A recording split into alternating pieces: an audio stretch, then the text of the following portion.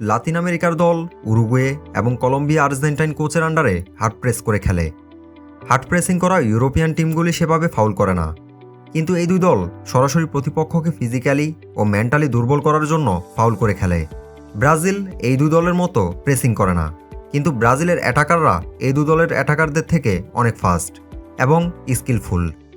Brazil, Uruguay, কলম্বিয়ার বিপক্ষে কোয়ালিফায়ারের ম্যাচে মুখোমুখি হবে আর্জেন্টিনা, 2টি হোম এবং একটা অ্যাওয়ে। আর্জেন্টিনা এখনও পয়েন্ট টেবিলের শীর্ষে এবং ইজিলি কোয়ালিফাই করতে যাচ্ছে, কিন্তু এই 3 ম্যাচের অন্তত 2টা ম্যাচ যদি আর্জেন্টিনা না জিতে, তাহলে ধরে নিতে হবে আর্জেন্টিনা 2026-এ 2022-এর মতো ফেভারিট হিসেবে যাবে না। আর্জেন্টিনা টিমে কয়েকটা পজিশনে ব্যাকআপের ল্যাকিংস রয়েছে, যেটা 2026-এর আগে সলিউশন লাগবে। রাইট সেন্টার ব্যাকের রোমেরোর কোনো সলিড ব্যাকআপ নেই।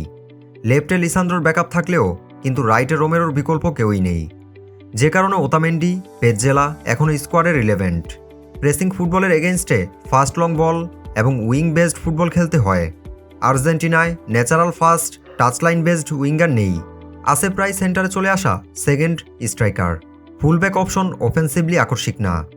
ইয়াং পোটেনশিয়াল যারা আছে তারা টপ লেভেলের প্রুভেন না। 2022 ওয়ার্ল্ড কাপে জেনুইন ডিএম ছাড়া সফল হলেও 2026-এ সেই সম্ভাবনা খুবই কম। কিন্তু আর্জেন্টিনার পাইপলাইনের 2টা হাই পোটেনশিয়াল খেলোয়াড় ইউএসএ এবং সৌদি লিগে পড়ে আছে। বাকি থাকে ভেরেলা এবং বারেনেচিয়া, এদের ডেভেলপমেন্টের বাকি আছে এখনও।